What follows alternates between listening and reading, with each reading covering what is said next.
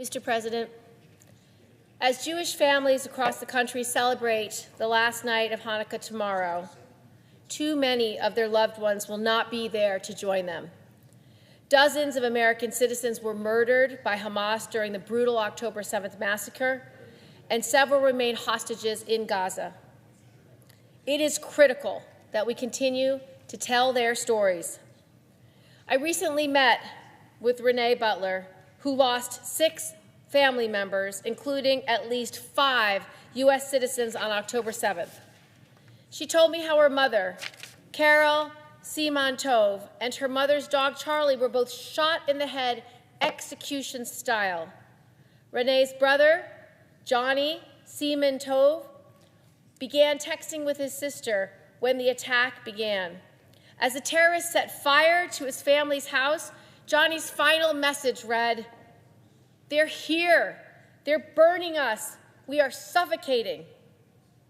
Johnny and his wife, Tamar, were both shot through the window of their safe room. Their 3 children, Arbel, Shahar, and Omer, were all killed. They were found with black foam in their mouths. I've also worked with the family of 70-year-old Judy Weinstein and her husband, Haggai. On October 7th, the couple were walking in their kibbutz when the terrorists attacked. The family says they know both of them were shot and that their phones were geolocated in Gaza. Based on a subsequent video of God's body, they worry he was killed. But as his death has not yet been announced by Israel, they're still holding out hope that he might be alive. Judith is believed to be the last older woman still held hostage by Hamas, but her family has learned nothing about her whereabouts ever since she disappeared. They don't know if she's alive or dead. They don't know what became of God. They don't know if they are suffering or if they'll ever see them again. The uncertainty is agonizing and nearly impossible to bear, but it's a feeling that's shared by many American families whose loved ones are still hostages.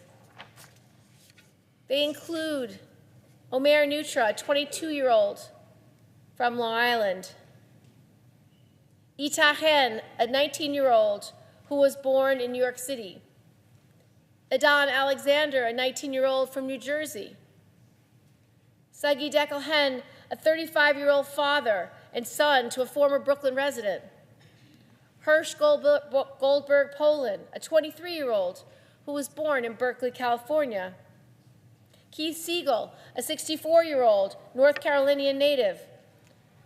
All of these people are American citizens.